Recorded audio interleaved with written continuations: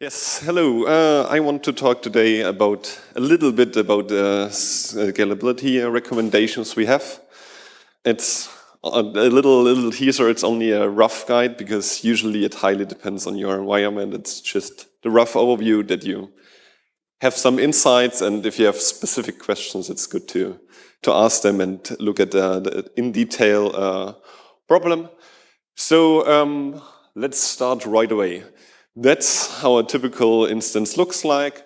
That's a web server, and there are several things on it.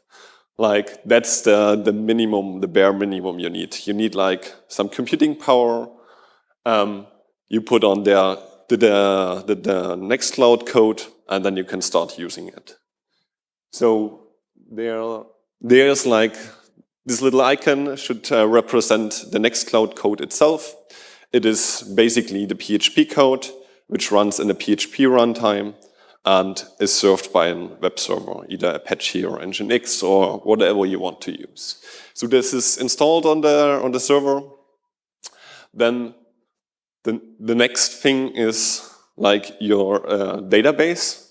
This is like the second big thing. It could be something like SQLite, MySQL, Postgres, MariaDB, whatever we support.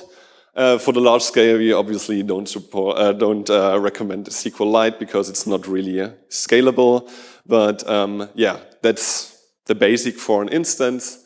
It holds everything except the binaries, like your real files. It holds like what users do you have on an instance, what are the shares, which groups do you have, all the file metadata, like how to organize the file tree, what files are shared in which combination to which users, what other metadata is there.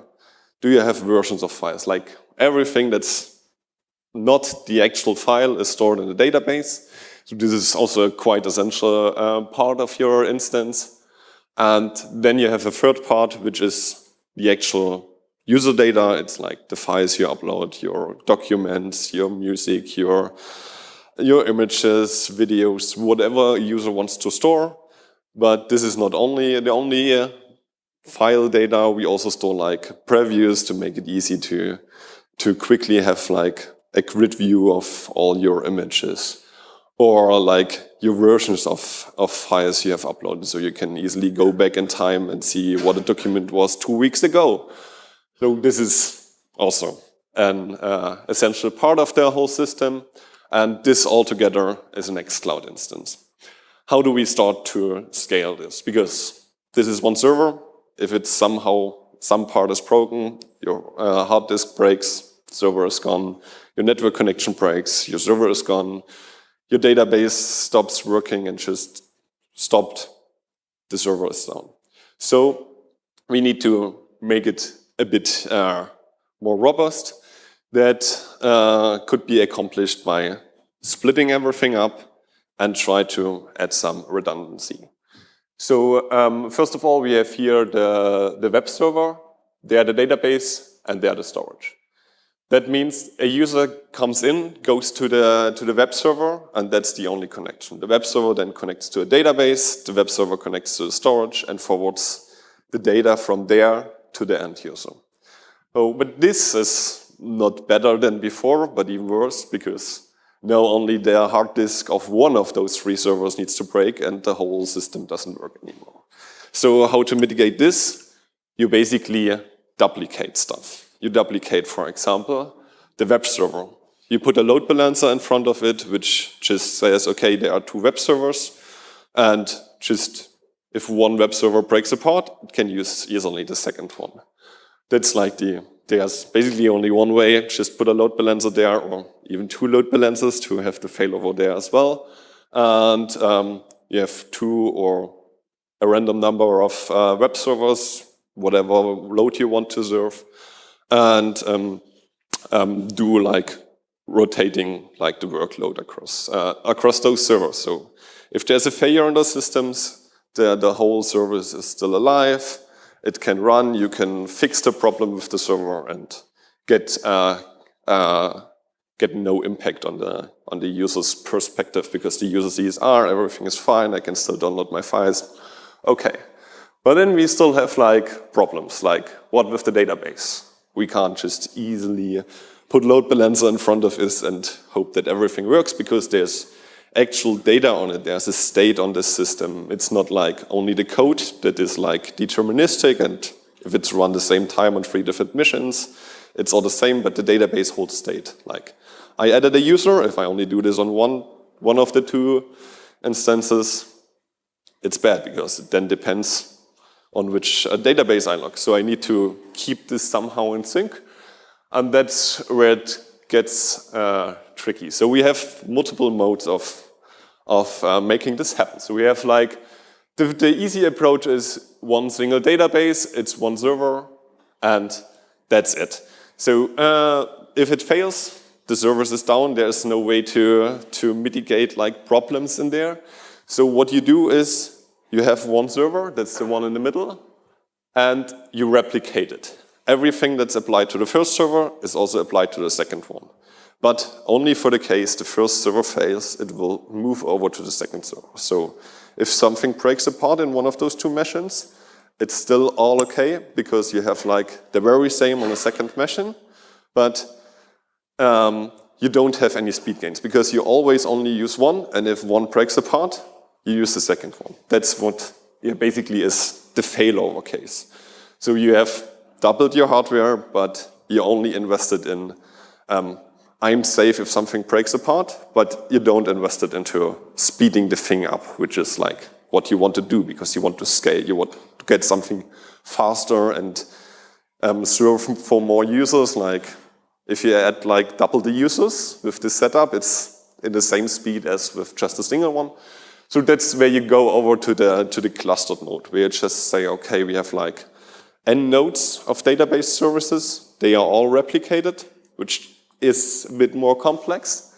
But with this, you also can say, okay, this one node is the master node, we can write to it, and it replicates to the other nodes. Like we have one master node and 3 slave nodes. We do all the writes to one server and read from all others, so we distribute a load on the system. Like, okay, reads are only on one system, and if I need writes are only on one system, and if I want to scale the reads, I just add more database servers. There is a limit, of course, but it actually speeds up. So you invest in hardware and can get more performance out of this. And it's fail-safe. If one system fails, it can use another one and is still running, and not a problem for the end user. So what you at least want to have is the failover case, and if you want to have more performance, you go for the clustered case. For the clustered stuff, you use, for example, Galera cluster and the max scale load balancer, but going here into technical details would be just too much. So if you have questions about this, come later or ask a question at the end of this talk, and we can have a look at the exact details how this works.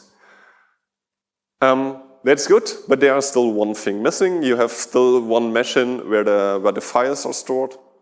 So we also need to duplicate it, because if the storage breaks apart, you need to have like a fail-safe that is all the time running, because if there's only a backup, you still need to play in or restore the backup. It takes time, and the users can't use the service, and the users are annoyed by this. So let's replicate it as well. And they are also like the typical 3 ways, but they are a bit different to the database. So there's basically, the first one is only a local storage. It's like on a mission, it's super easy to set up. There are basically often no additional costs, because you already have hard disk in your system. But it's also just the bare minimum. It's like, you can live with it, but it's not the solution you want, because if it breaks apart, you're still screwed. The second one, I named it NFS, but NFS is just a protocol, but it's just the attach a network storage way. It's like you have already multiple servers, you can do a bit of distribution, but it's still in its boundaries. It's a bit more complex and a bit more expensive, but with this you already can say, okay, I extended it to a different server, there are some redundancy, there's like some RAIDs in it. If a hard disk fails, it's not that bad. It's like the base entry level if you want to run it.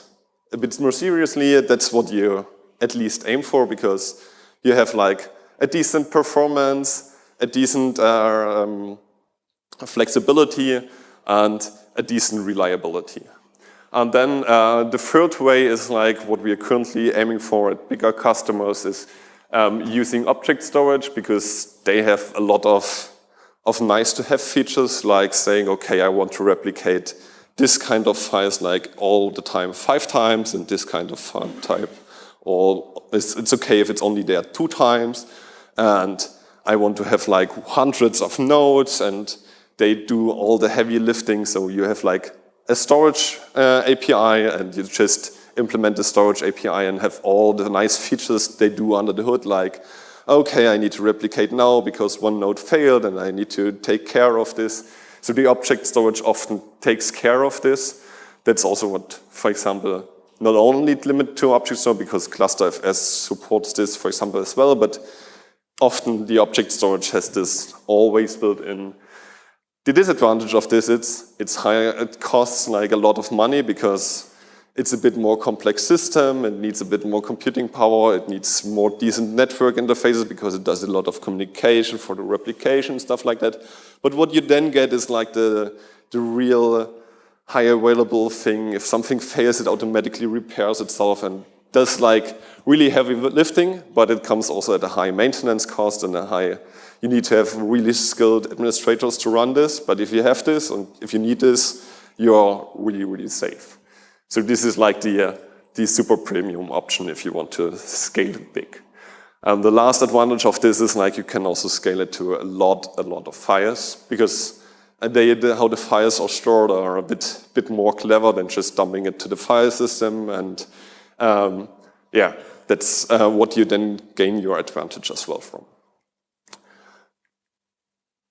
Yeah, and with this setup, you're pretty much safe, because if any component in the whole setup fails, there's always a fail-safe.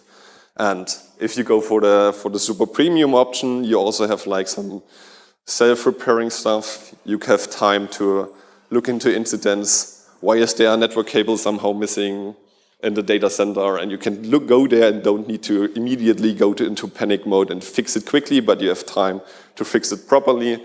And that makes also your administrators happy and your users, because if there something happens, which will happen, you're not immediately lost, but you take care of this.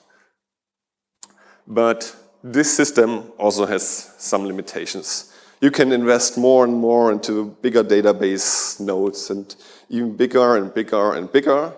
But at some point in time, the system takes just so much resources itself to keep up the replication and having like millions and millions of files stored, that there is a given limit, because you put everything into like one bucket, or you put everything in one database, and you need the whole state of the database, which could be huge, in sync, because otherwise it's not a consistent system anymore.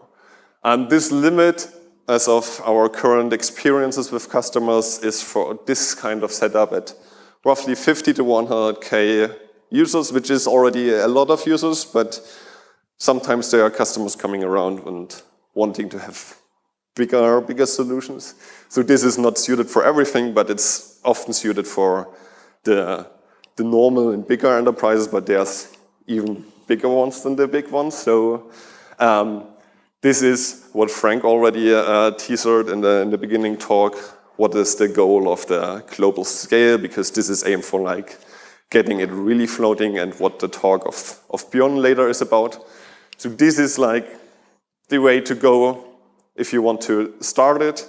And from that on, you can use the techniques used here and combine them with the global scale and go even beyond that. So this is just a teaser for the next talk. But beside that, what's always good is if you reach a limit, just for example with TU Berlin, upgrade to the latest version, because often there are like some performance increasements in there. So if you have like just performance issues and are on a bit outdated version, just try an update.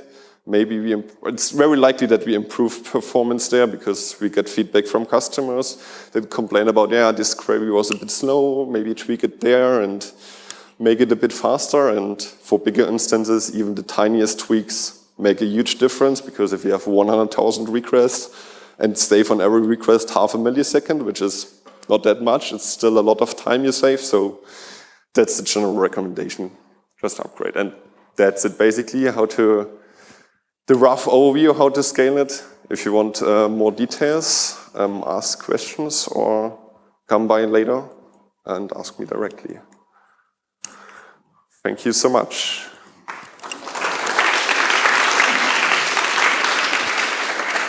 Any questions directly here, or if there are none, I'm fine.